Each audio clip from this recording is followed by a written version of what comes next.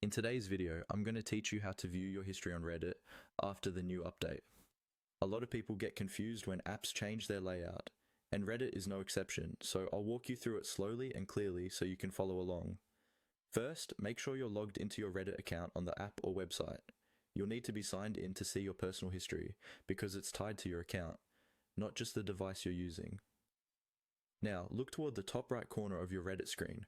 You should see your profile icon there. Depending on your device, this might look like a small avatar, your profile picture, or a generic user icon. Go ahead and click or tap on that profile icon.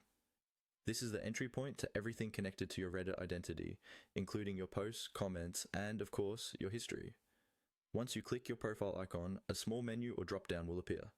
In that menu, you'll see an option that says View Profile. Select View Profile. This will take you to your personal profile page, where Reddit organizes all of your activity under different tabs. If you don't see it right away, just double check that you clicked the profile icon in the upper right and not something else, like settings or messages. After you're on your profile page, you'll notice several tabs or sections such as posts, comments, and maybe more, depending on the platform you're using. Among these options, look for the one labeled History. Go ahead and click or tap on History.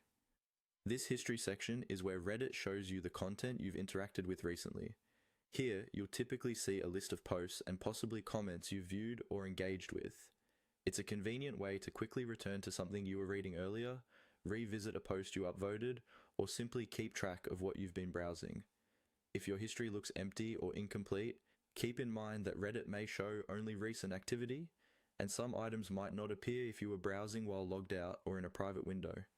Also, the exact look of the History tab can vary slightly between the mobile app and the desktop side, but the steps to get there are the same. Profile icon in the top right, tap View Profile, and then